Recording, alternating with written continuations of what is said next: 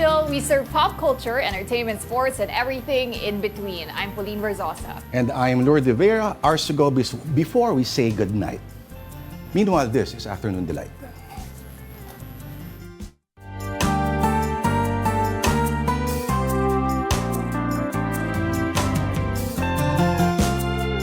Okay, TGIF na naman po. Finally, What? weekend na. Friday na pala? Friday. I had no idea. Naks. Talaga? Buong linggo ka nga nagka-countdown. Lungkot ko na, hindi si Denise yun. Gawain ni Tita Denise mo yun. Oh. Thank God it's Friday sa Ingles. Sa Tagalog naman ay Salamat Jesus at Biyernes ulit. Sa TGIF, ito ay Ikaw na. SH Abu. Ayaw pa sabihin. Okay, syempre hindi po kumpletong araw natin kung wala tayong delight of the day. And for today, this Friday, ang aming delight is Nako. pan o chocolate. Tama ba ang sabi ko? Natatanging hinanda namin na pinicturean ng aking kasama dito. Syempre bongga kasi yung delight natin today, kaya pinag-advantage ko na, pinicturean ko. You mean yung galunggong For sa memories. kamonggo ay hindi Memorable hindi din worth naman. your precious photograph? Hindi kasi ako kumakain ng pan o chocolate madalas, kaya pinicturean ko na kapag meron, may chance. Pabalot na natin, gusto mo? Ang ganda, oh. It's so beautiful. You want to hang it in a museum. Oo nga, parang perfect na perfect yung ano niya. Although yung croissant to isang araw, parang galing sa museum talaga binake. Oo. Kasi? Ha? Oo. Hindi. Tumatalbog pala siya, no? Hindi. Bakit nga ito'y sinerve natin ngayon? Okay, that's because it's only a week before the Paris Olympics. Yes po, 7 days na lang. We're gonna finally open the Summer Games this 2024 in Paris. Of course, we have a French delicacy with us today. Pansin mo, parang siya rin si croissant na May chocolate. nakalimutan pumunta sa gym. Ganon. O, tapos biglang pinalot yung kasi sarili ganyan lang yung sa shape. chocolate. Oo. Yan ba yung background nun? Ito ang hindi kinakain ng mga atleta. Tingin mo? Bakit? Sorry, Kasi ikaw matagal sweet. ka nag-cover ng sports, pero how do pastries figure in an athlete's diet? You know, surprisingly, they can eat whatever they want. So they don't really stop themselves from eating sweets. Kasi kailangan din nila yan yung sugar. Pero I guess in moderation lang, hindi naman yung sobra-sobra, puro ka na lang chocolate. Pero they don't have a really strict diet. Mas mabuti pa nga sa kanila daw yung just eat. Kasi grabe rin yung binaburn na calories nila. Yung pag-press ba ng elevator at hanggang 10th floor na nakasakay sa elevator, nagbaburn ng calories? Hindi. Parang hindi, ano? Hindi. Mag-exercise na daw tayo. Ang pagsasakit sa ulo sa, halimbawa, ay hindi, ano? Konsumisyon ay hindi nakaka-burn ng calories. Sana, para pumayat tayong lahat. Nako, kung totoo lang yan, Oo. ganun na ako ngayon. Parang model na, no? Pero ang pan au chocolate, of course, pag pumunta ka ng France, hindi kompleto ang trip mo nang hindi kumakain ng delicacy na to. Diba? Chocolate bread. Chocolate bread. Pero pag binasa mo, parang pain, di ba? Parang Yung spelling. ang spelling as seen in your screens. Pero ang basa po niyan, pan. Pan? Parang pandesal. Oh. The universal word for bread. Ayun. And like what we mentioned, it's exactly 1 week to go before the Paris Olympics. Kung na kaya ang last stretch of preparation sa mga atleta natin, malalaman po natin yan. Sa Paraluman ng France, ang nag-iisang tita, Denise Tan. Paraluman ng France. Oh, di ba? So, Bonjour! Bonjour, Bonjour, Tita Lord. Denise. Bonjour, Pawi. mademoiselle. Pawi, parang stress mo yung tita. Ay, sorry. Nahawa na kasi ako kay Lourd. Diba, no? Lagot ako. Kala mo nagbibiro yan. Markado ka na Nakatara dyan. na ngayon yan. Alright. Parang makulimlim ngayon dyan, Tita Denise. Lourd, isa yun sa mga na-discover natin dito sa MES na talagang pabago-bago yung kanilang weather. May mga araw na biglang bubuhos yung ulan, may mga araw naman na saksakan ng init. Parang kasing init lang sa Pilipinas. Come on, ganon ah. As in, April levels dito, yellow, red alert yung kuryente natin, ganyan? Hindi naman ganong level, pero yun nga, kung ikaw ay naglalakad sa labas, talagang papawisan ka rin. So isa yun sa mga parang nakita natin dito na naging trend. So yung mga atleta, yung mga team natin dito, the signal team, pag lumalabas, madalas may payong o kaya may extra jacket din na bit-bit. Oh, Payong. Yung hot and cold, no? Kasi Hindi mo alam. paiba-iba eh. Hindi mo masabi. Pero Denise, kamusta na ba ang preparations ng mga Pinoy athletes natin? We know it's just 1 week to go before the opening of the Olympics. So, kamusta na sila? Pawi, most of them tapos na sa conditioning phase at iba-iba nga yung lokasyon nila ngayon. Merong nasa Luxembourg, merong nasa, merong nasa Germany. Dalawa sila actually, si Joanny Dalgaco. Unahin natin, ito yung update sa kanya. Last week, napakaganda. She hit a new personal record.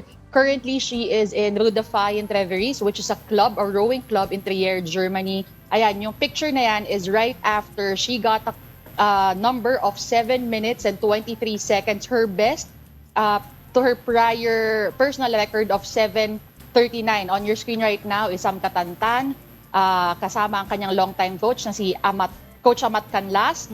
Tapos nakita rin natin kanina si Carlo Paalam, yun yung celebration niya with the boxers dahil nung July 16 na nag-celebrate siya ng kanyang 26th birthday. Wow, napaka-special din naman. And it's nice to know na meron din silang bonding moment sa labas ng training. Hindi nila, alam mo yun, it's not not so keeping themselves preoccupied ba, kumbaga na wala na silang time mag-enjoy and appreciate the moments that they have together. Oo, medyo intense, nakatutok lang sila sa training. Ganon, oo. Yung pressure Ano kasi. rin, may relaxation period rin. Sa birthday ba ni Carlo Paalam, nagkaroon ng, alam mo na, tutut. Walang ganyan, Lourd. In fact, nung birthday ni Carlo, umagong-umaga, he went straight to a sparring session against a boxer from Mongolia. Kasi etong si Carlo Paalam, nakita naman natin sa mga ibang videos and articles sa lumabas in the past, he did come or he came from humble beginnings. So ang sabi ni Carlo, pag daw birthday niya, sanay siya na nag-e-ensayo pa din o lumalaban pa rin. Pero maganda nga yung naging sorpresa sa kanya ng buong boxing contingent dahil after nung kanyang sparring session ay may pa-cake na binigay sa kanya Yumir Marshall, who usually goes to Nancy for his sparring sessions, bumalik din sa Saarbrücken, Germany to be able to celebrate with Carlo Paalam. Tama ba si Marshall naman, kasama yung misis at kasama sa training lagi yung misis? Tama ba, Tita Denise? Kasi galing sila ng US si Princess yung kanyang may bahay. So magkasama din sila dito sa France, dito sila lumapag, and then bumiyahe sila to Saarbrücken, Germany. And isa yon sa mga ikinatutuwa, of course, ni Yumir Marshall to be able to spend time with his wife, lalo na malaki at mabigat yung pinaghahandaan ni Yumir dito because he is, of course, about to defend a title. Pero Or at least a podium finish, yes. Oo, of course, they're all eyeing a medal. Si Yumir, nakapag-bronze siya nung Tokyo pero ngayon, for sure, locked in na siya dyan sa gold. But Denise, since nasa final stretch na nga tayo, 7 days, what will they focus on in their preparations? Or at this point ba, will they step back at magre-relax na and focus na lang mentally sa kanilang campaign sa Olympics? Iba-iba, no? Again, what I mentioned with the boxers, they are in Saarbrücken, Germany. Lahat silang 5 nandun. They are going through several sparring sessions. Meron tayong mga nakita mga boxers lumaban sa India, Mongolia, Uzbekistan, Cuba, just to name a few. Yung mga weightlifters naman natin, they are past the conditioning phase and they're now focusing on lifting heavier weights. Yung mga target daw nila ngayon in the last week of the preparation is mabuhat na yung actual weight na bubuhatin nila come competition time. Ito naman si Joanny Dalgaco, she is in Trier, Germany for another sparring session with a different club. Last week kasi, nasa Luxembourg naman siya. So, titignan daw nila kung ano yung magiging oras ni Joanny dyan dahil yung stretch daw of the Moselle River in Trier, Germany is medyo similar dun sa stretch nung Seine in Paris. So doon nila makikita yung actual time where they can compare how she will fare come the Olympic Games. And then si Sam Katantan, who arrived last Saturday, will also be going to Luxembourg tomorrow naman to be able to spar with other fencers there. Kasi currently, ang mga kasparing niya is the members of the club here in Metz, France, kung saan iba-iba yung age group. So magtitignan din nila kung paano naman yung sparring style doon sa Luxembourg. Ewan ko kung nakausap mo yung weightlifting representatives natin, pero I'm sure kakaiba yung pressure sa kanila considering na ito yung event na nagbigay sa atin ng unang ginto natin sa last Olympics. May ganun bang pressure silang nararamdaman kung nakausap mo sila, Tita Denise? Lourd, dito kasi sa mga ating mga elite athletes, parang pressure really comes with the territory. So hindi nila masyadong iniisip yon as a negative aspect of the competition. Ang atake nila dito is more of that they're excited to be able to defend at posibleng makakuha nga tayo ng medal. Ang sabi rin nila, excited na sila, not just for that opportunity, pero syempre may mga binabantayan kasing different weight class, di ba? So as soon as makapag-compete sila, magawa nila ang best nila para sa ating bansa, pwede na daw nilang kalimutan yung kanilang mga diet. Sabi kasi, so nagda-diet naman sila para dito sa Olympics, syempre, complete yan all aspects, physically, mentally. Ewan ko kung uso pa rin sa athletes hanggang ngayon train, pero pag malapit na yung competition, you relax. Yun nga. Hindi daw tuloy-tuloy pa rin daw Tuloy-tuloy, sila.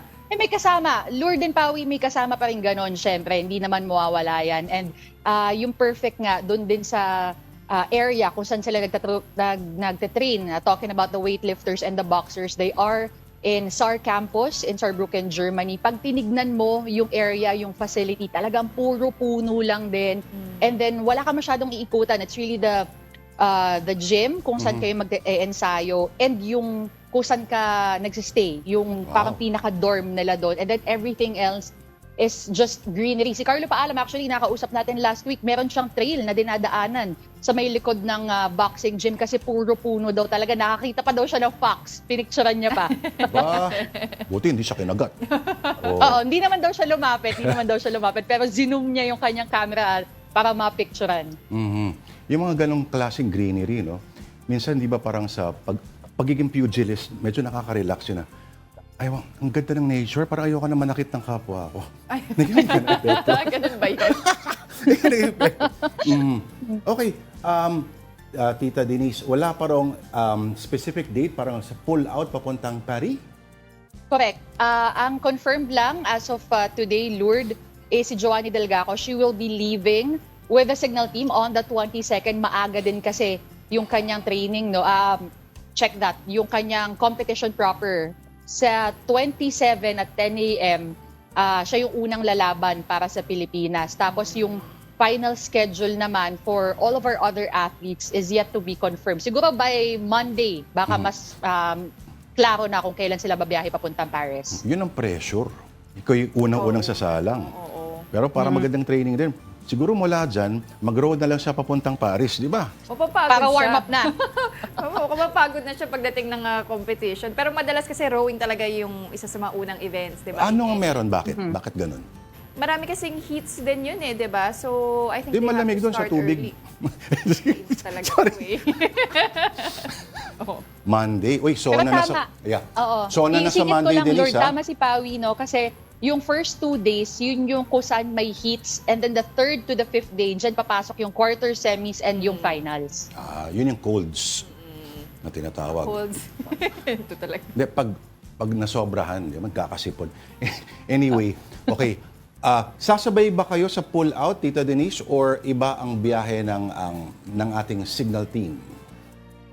Sabay tayo sa 22nd, Lord. Tapos yun nga, although iba yung way of transport natin kay Joanny Delgaco, dahil mahaba ang biyahe pagdating nga, like I mentioned in one of our first lives, pag dekotse kasi, nasa 4 na oras ang biyahe from Metz to Paris. Siyempre, ayaw naman din natin na mapagod itong si Joanny. So sila, via train, ang punta nila sa Paris.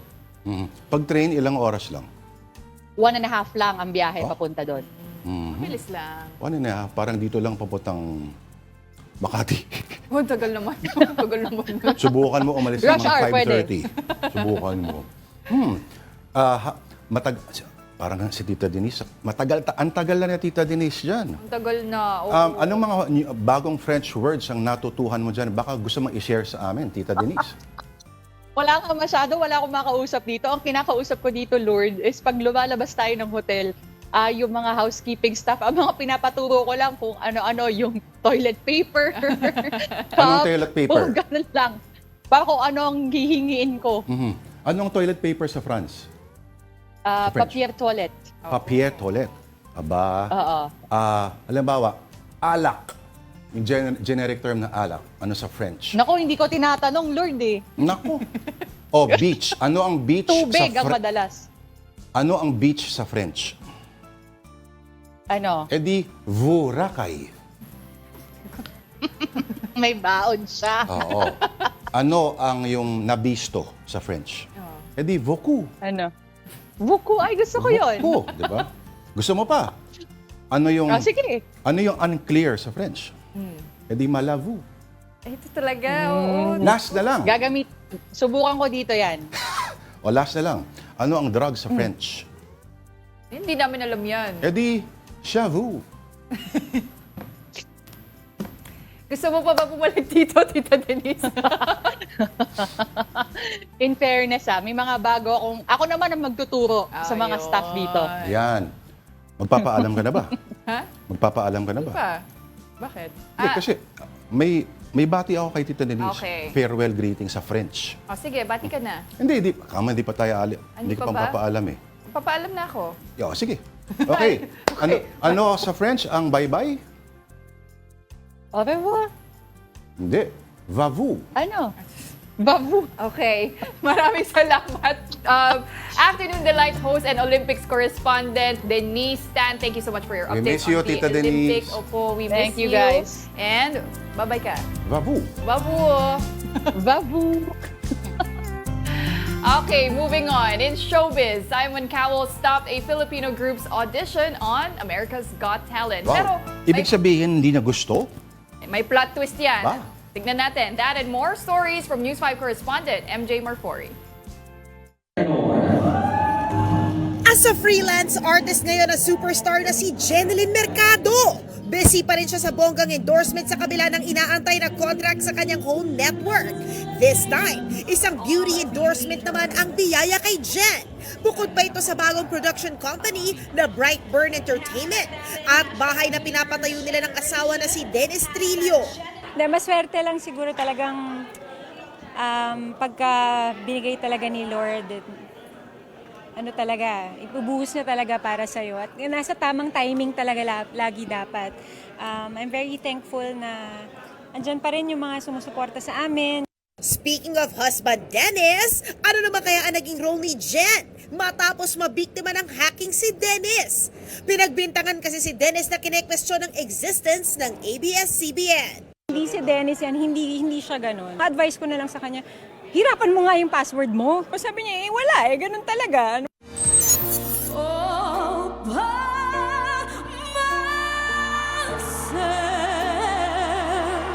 Okay, stop. Right, guys.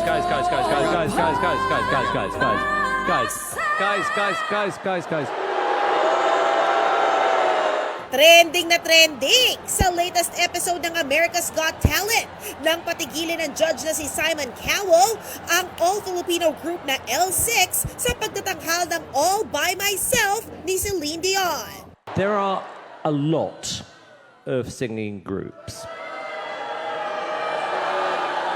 I'm going to do something which I think is going to help you.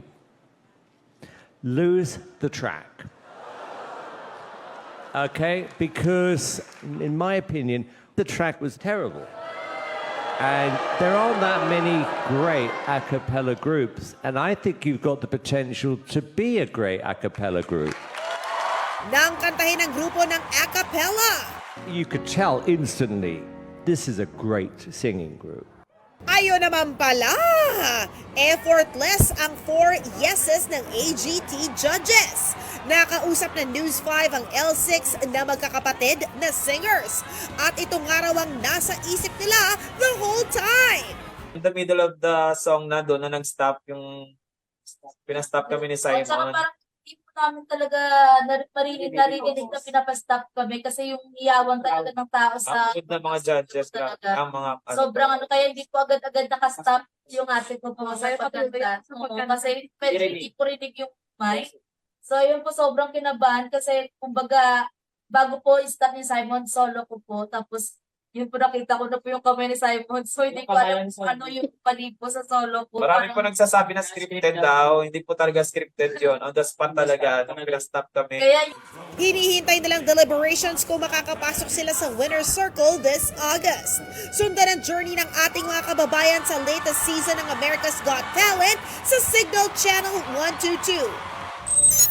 At dahil Olympic season, taray! Nagbabalik Hollywood ang Star Wars star na si Daisy Ridley na nakipag-training daw sa mga Olympian. Lumangoy sa freezing waters. Maitawid lang ang much talked about film niya ngayon, The Young Women and the Sea. Base ito sa storya ng unang babaeng nakalangoy sa English channel na si Trudy Ederle.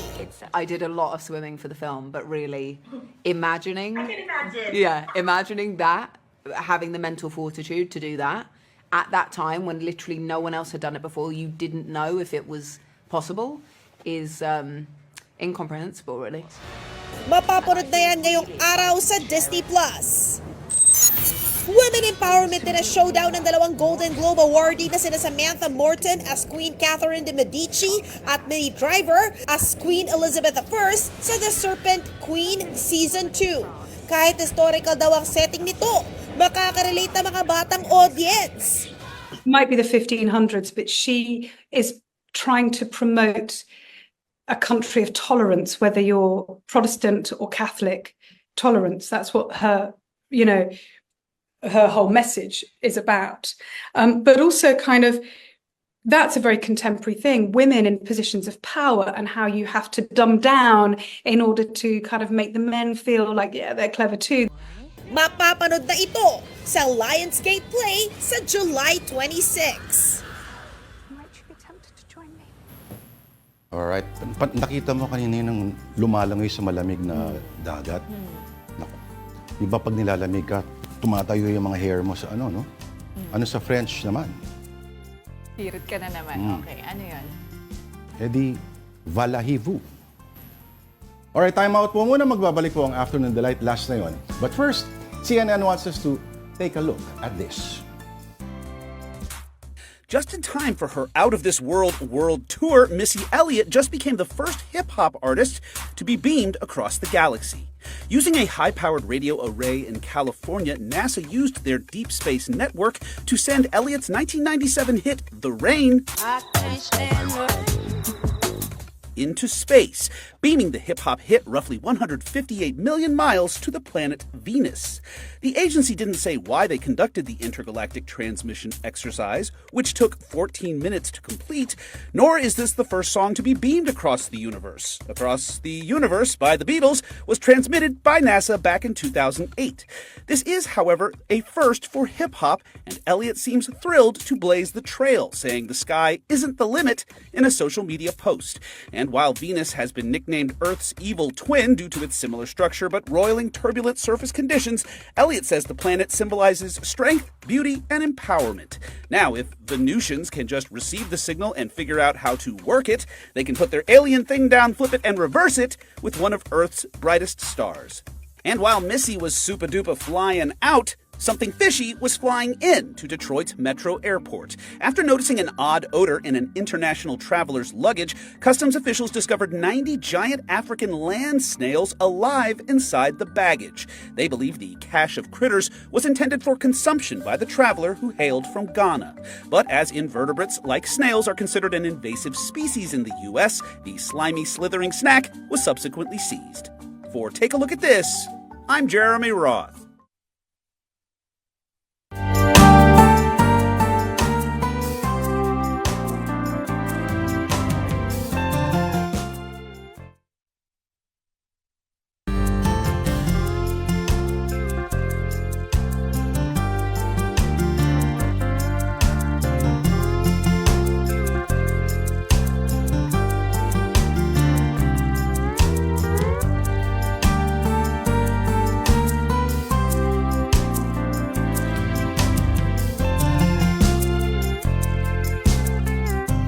Alright, nagbabalik po ang Afternoon Delight dito po sa One News. Ako po, si Lourd de Veyra. At ako naman po si Pauline Verzosa. Thanks for staying with us.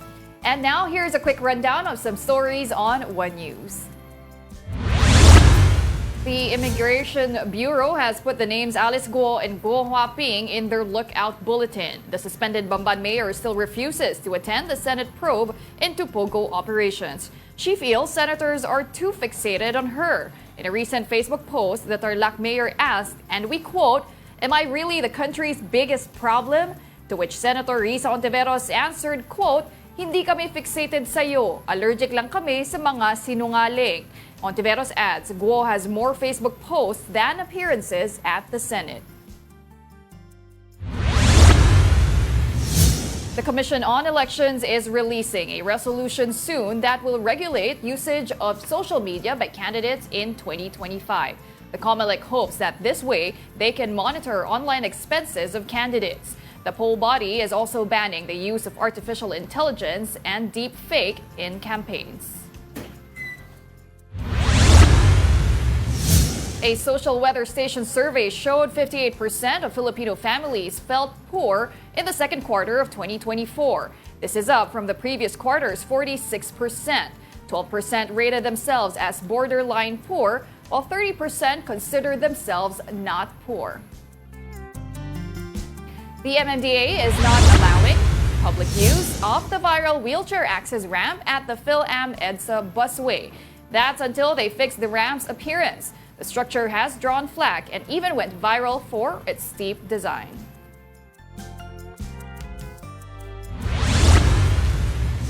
And it looks like a wet weekend. Pag-asa is monitoring 2 low-pressure areas within the Philippine territory. The LPA of Oriental Mindoro and the southwest monsoon will continue to bring rains over parts of the country. These include northern Palawan, Occidental Mindoro, Calabarzon, and Metro Manila.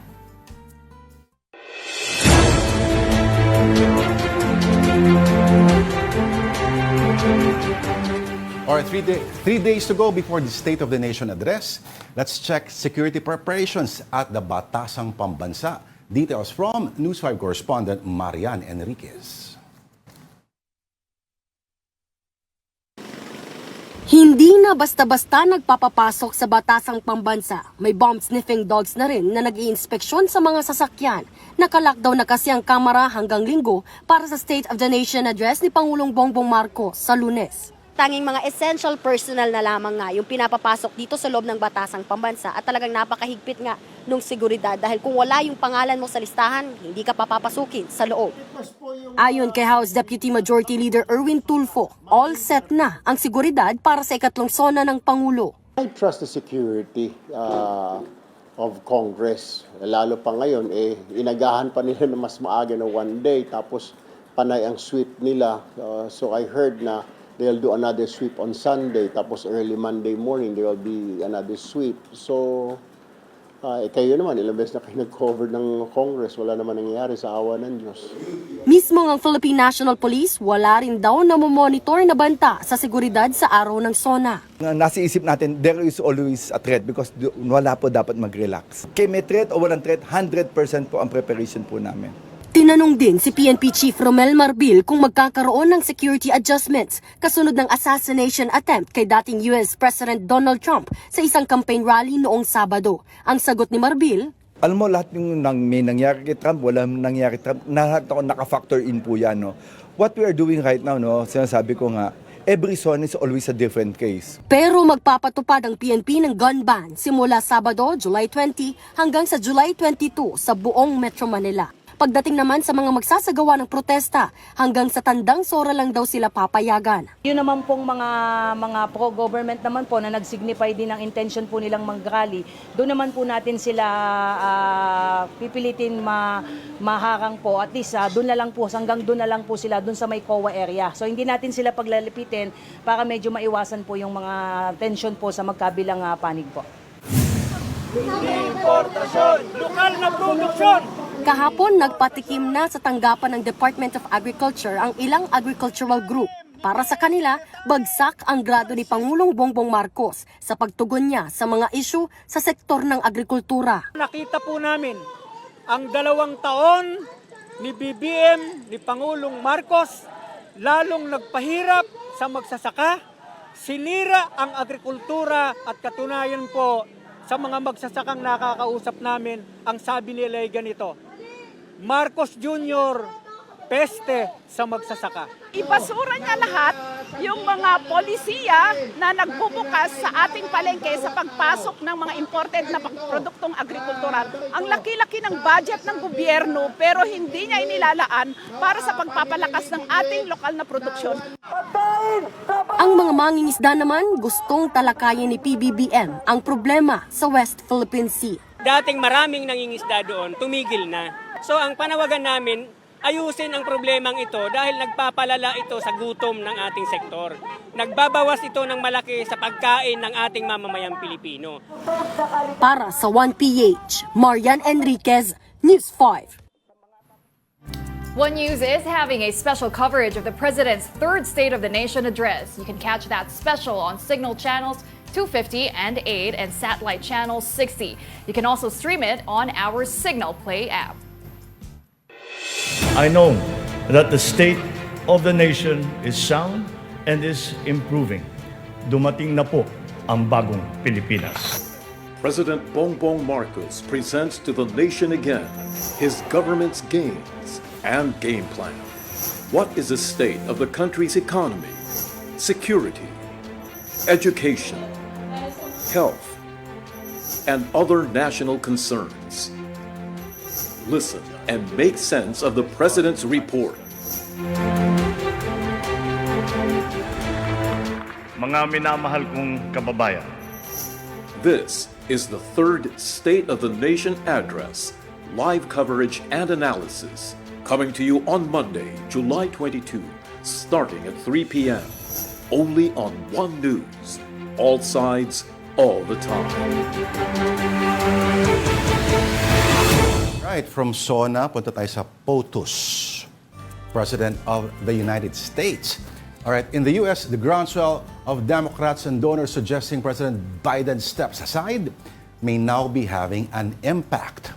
Sources close to private briefings and conversations are now indicating that the president may now be receptive to the idea of giving way to another candidate in the November race. Here is a report from CNN.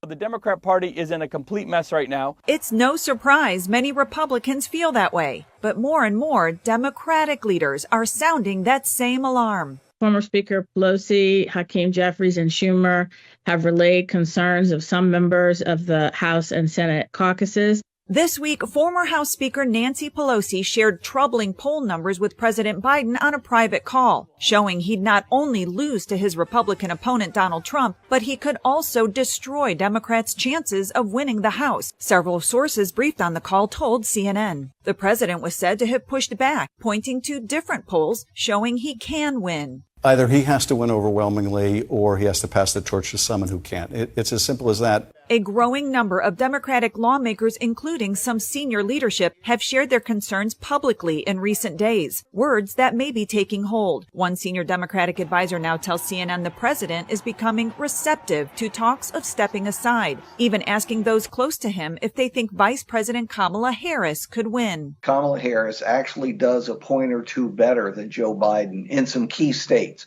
And if the powers that be in the Democrat Party can convince him to move off, it's going to be a very different race here in just a month. And it's going to be a nail-biter. For the moment, the president's deputy campaign manager is towing the line on messaging. The president has said it several times. He's staying in this race. I'm Laura Aguirre reporting. All right. Sa report ng Reuters, no, si Biden daw is now soul-searching and is really considering and now increasingly open to the idea of giving way to another candidate.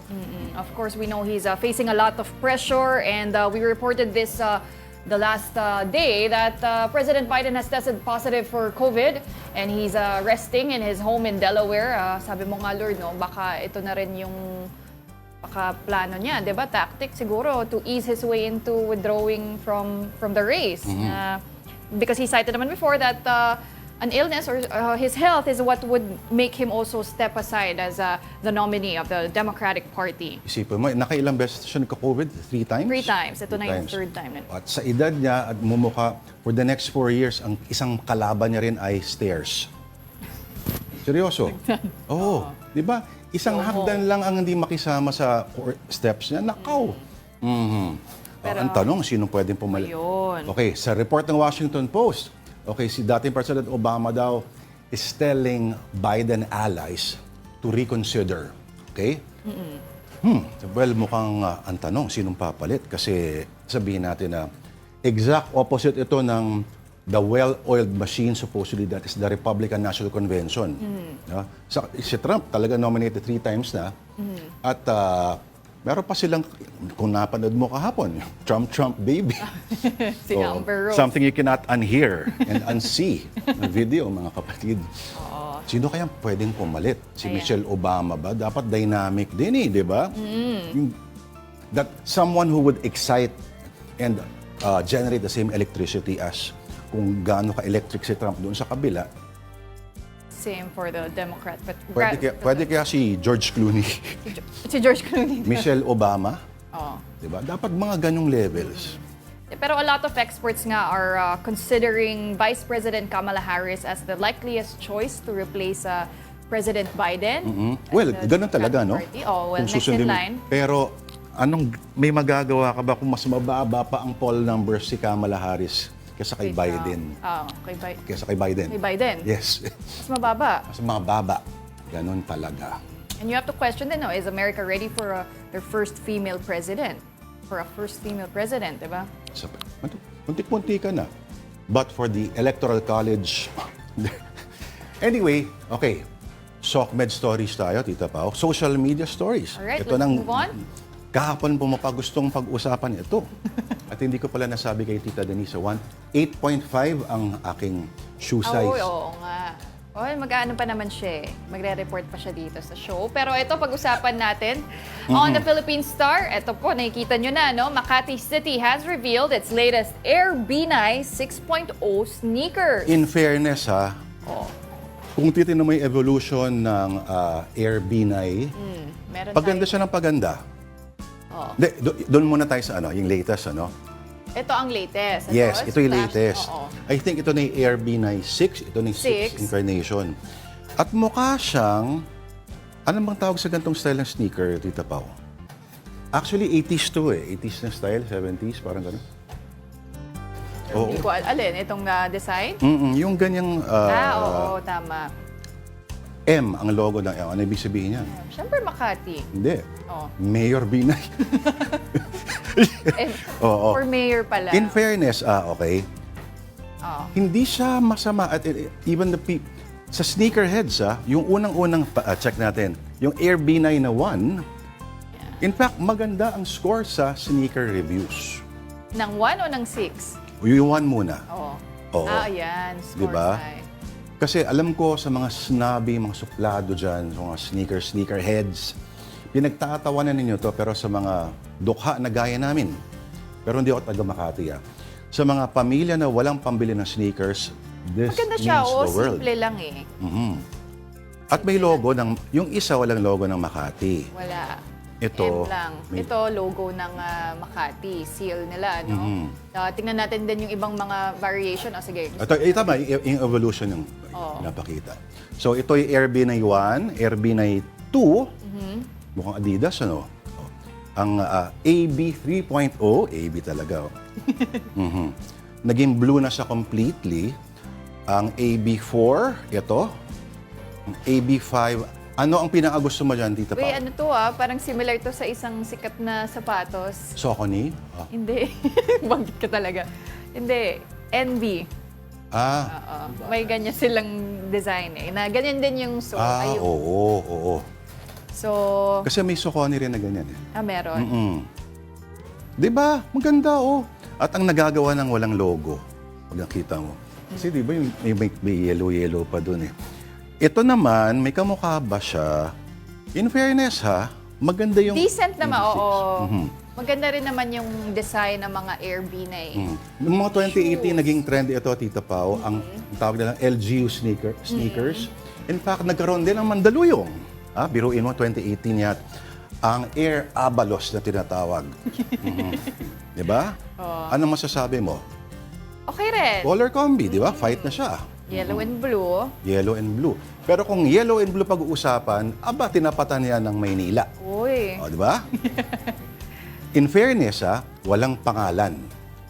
Logo lang ng syudad. Ang tawag nila ay ERAP All-Stars. Okay. Dahil yung iconic na Converse na Chuck Taylor style, once upon a time ay signature footwear nung ni ERAP Estrada nung siyempre artista pa. Talaga? Yes. So na High cut. high cut pa. In fact, may pelikula na ang uniform niya naka-tuxedo pero naka-Chuck Taylor. Uy, kaya pala. Sneakers, oo. Pero ERAP mahirap ata ito All-Stars. gamitin sa PE or pang-active lifestyle, di ba? Excuse me, Tita Pau. Pwede ba Once yan? upon a time sa NBA, yan ang suot ng mga players. Pang Ang high cut basketball. pa, di ba? And meron akong instructor na... Pero mabigat. Hindi Magaan No, ba yan? no. Meron akong kaibigan na nagbabanda na CrossFit trainer siya. Ito sinusuot niya. Low-cut na Chuck Taylor style sneakers. Pero kung pag-uusapan lang natin ng mga air na yan, wala silang sinabi dito sa tunay na air. Ang Air Cayetano. Oh.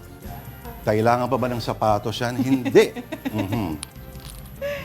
Pero meron siyang Karim Abdul-Jabbar na eyewear and I believe I can fly. Woo!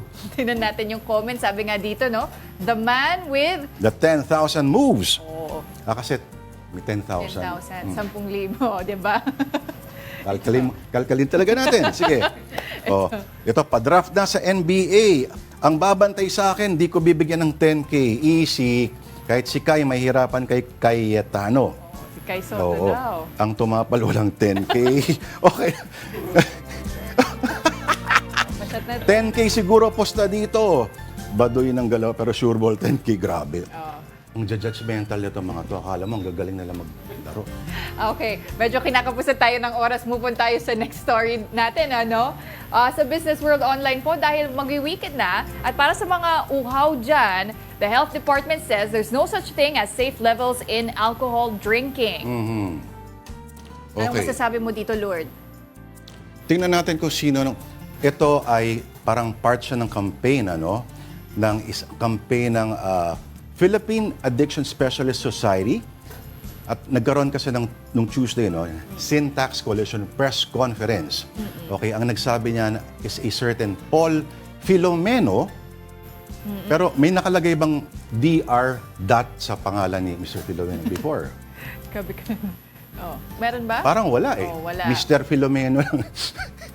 Hindi, pero kasi ang sinasabi dito, there's no amount of alcohol consumption that is considered safe. So kahit sinasabi ng iba na unti lang naman iniinom ko, di ba? Or hindi naman araw-araw, it's still not, sabi ng DOH, it's still not considered safe dahil cancer or alcohol is also classified as a group 1 carcinogen and marami daw nagkaka-cancer kasi nadadamay yung mga organs, kasama na yung liver at nadadamage yung gastrointestinal tract. So, ano lang naman to, warning. Hindi na siya nakinig. Sorry. Ayaw mo makinig. Yung Airbnb 6 ang maganda actually. Hindi, nandito tayo sa alcohol. Ewan ko hindi ka ba mapapainom sa imahe na yan? Napaka-romantic ng notion na part nga ng campaign nila. It's how mainstream media presents a romantic notion of drinking. Yes.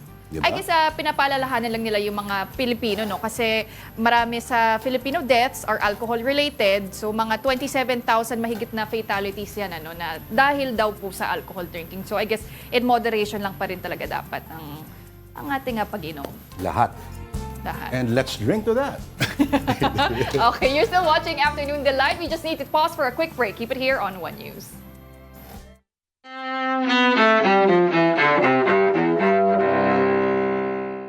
July 19, 1848. A women's rights convention in Seneca Falls, New York, launches the movement to give American women the right to vote. That campaign succeeds when the 19th Amendment to the U.S. Constitution takes effect more than 70 years later. 1993. President Bill Clinton announces the Don't Ask, Don't Tell policy on gays serving in the military. It certainly will not please everyone, perhaps not anyone. and clearly not those who hold the most adamant opinions on either side of this issue. The compromise forbids the military from asking service members about their sexual orientation, and it requires a discharge for service members who are openly gay or engage in homosexual activity. 1969, Apollo 11 and its 3-astronaut crew start orbiting the moon ahead of man's first landing on the lunar surface. 1990, baseball's all-time hits leader Pete Rose gets 5 months in federal prison and a $50,000 fine for filing false tax returns. That happens after Rose is banned for life from baseball amid claims he bet on the game, something he admits years later. And 1980.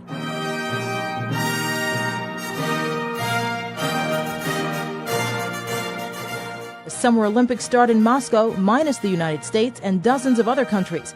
Those countries decide to boycott the Games over the Soviet Union's invasion of Afghanistan. Today in History, July 19th. Carlotta Bradley, The Associated Press.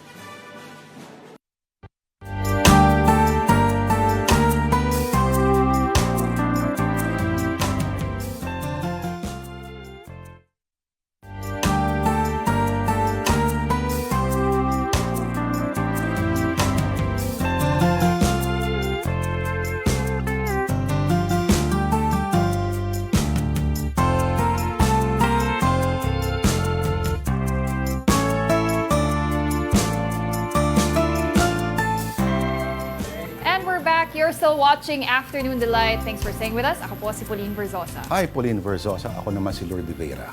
Kumusta naman ang work-life balance ninyo? Okay naman. Ano nga ba ang work-life? Pakidefine ko anong work-life balance. Ano ba ibig sabihin yan? Yung may time ka pa rin sa sarili mo outside of work. Ayun. Time for yourself, your family, your loved ones. At nakakapagtrabaho ka pa rin. Meron ka ba nun? Happy ba ang work-life balance mo? Why do I feel attacked? You feel attacked? Okay, the Philippines is near bottom according to a global study on the quality of life for workers. Mobile Journal R2BC has the story. Tagal ng weekend, no? Pagod ka na? Paano na ang me time? Ang bebe time? Ayan, work pa more. Dahil ang Pilipinas daw ang isa sa may pinakapangit na work-life balance sa mundo. Agree ba kayo? Lesson learned. Yan na lang ang nasabi ng college professor na si Jason Carmona. Siya ang netizen na nag-viral matapos i-share online ang text message na nakuha mula sa isang magulang. Ang siste, sa personal number niya nag-text. At ang malupit, Sabado pa nga kung kailan day off niya. Mas sumama pang loob ni Sir dahil ang laman ng text, nakikiusap na nga para sa school forms, abay parang pautos pa. Sabay hirit na, quote-unquote, pareho naman tayong professionals. So nagulat ako na come Saturday morning, medyo kakagising ko lang din nun eh. Siyempre, gusto ko magpahinga. It's a beautiful Saturday morning. Tapos biglang nakaka-receive ko ng ganong klaseng message talking about being professional. We sometimes do the extra mile. Kahit hindi naman talaga required bigay yung number, personal email, personal account sa Facebook or kung ano man yan. Pero kung iisipin, di na bago yan. Sino bang di naka-receive ng pasuyo sa opisina kahit Sabado at Linggo? Sa katunayan, ayon sa isang survey, pang 59 tayo out of 60 countries pagdating sa work-life balance. Isa na lang, kulelat na o lats kung ikukumpara sa ating mga kapitbahay sa Southeast Asia. Ayon sa professional life coach at podcaster na si Jonathan De Hoya, mahirap nang ma-achieve ang work-life balance dahil sa technology. Pero, pwede naman daw yan i-manage. When you say kasi na rest time mo na, personal time mo na, very important that you also log out of all other platforms. Second, being at peace with yourself, with who you are and what you want to do. Kung kilala mo yung sarili mo and you won't feel guilty of how you go about things, focusing on what you want to happen for yourself. You need to know what's really important to you, what's meaningful to you. Work po tayo, opo. Pero di po tayo robot. Pahinga-pahinga rin po, opo. Mobile journalist RR2BC po. Hatid ang mukha ng balita. At dahil weekend na pala, I did not notice. Saan ang rampa? Di nandun sa EDSA, di ba? Sa EDSA. Sabi ng MMDA, hindi raw gamitin muna. Maaga tayo, Ito ang pambaon namin sa inyo for the weekend. Ito na po ang I Saw the Signs. Anong klaseng edition tayo ngayong Friday?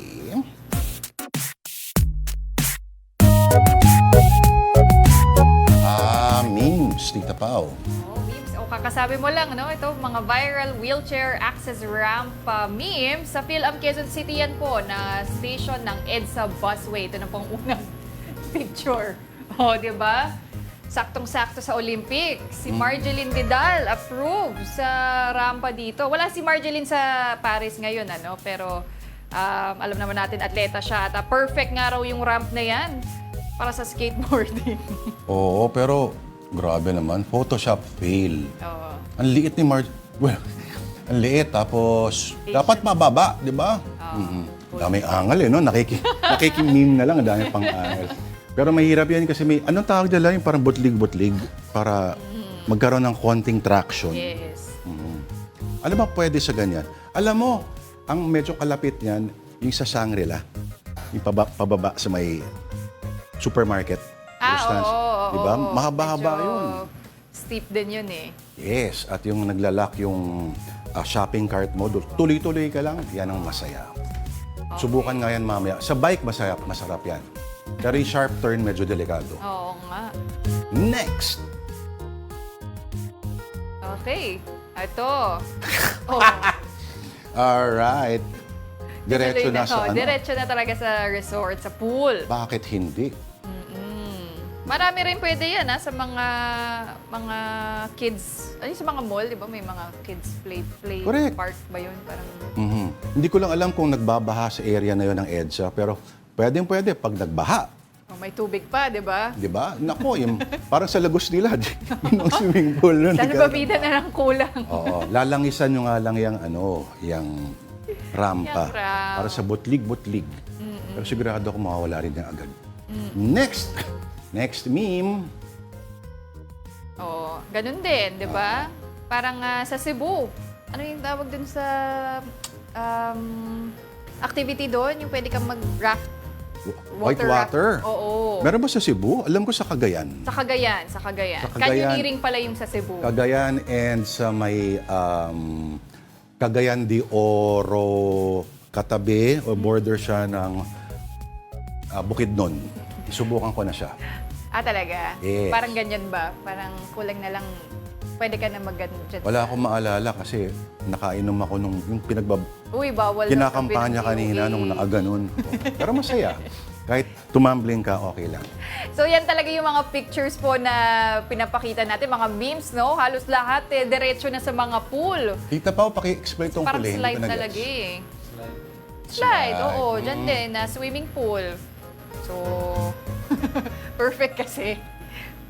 Daming time ng mga Pinoy, no? Ang dami. Oo naman, pagdating sa memes. Anong Magaling kulang tayo sa dyan. creativity sa PISA scores pinagsasabi nila Oo dyan? nga, dapat ito pala basehan. Yan ang sukatan dapat, PISA scores. Pisahin yung mukha ninyo. Yan ang Pinoy genius. Indio genius na tinatawag. Okay, maraming salamat po sa mga nag-send ng mga memes natin. Kasama si Lalaine, no? Ang ating kasama. Sa mga nagpadala. If you still have more signs, please do send them to us on afternoondelighton@gmail.com para ma-feature po namin yan dito sa Afternoon Delight. Alam mo, ang premyo ninyo mula ngayon, ang delight natin, ipapadala natin sa kanila. Kahit after 1 week. After 1 week talaga. Tago na lang natin. Baka may amag na. Hindi, sarap. Okay lang yan. Okay lang yan. Hindi pwede yan. Alright, and that is it for us today. Nakaisang linggo na naman po tayo. Maraming salamat po sa pagsama sa amin dito sa Afternoon Delight. I'm Pauline Berzosa. Ako naman po si Lourd de Veyra. Sa Lunes ulit, 2 p.m. eksakto magsama-sama ulit tayo dito para meron na namang tinatawag nating unity. Because unity begins with you and ends with a why. With a why. Yeah. Okay. Have a delightful afternoon at Monday ulit.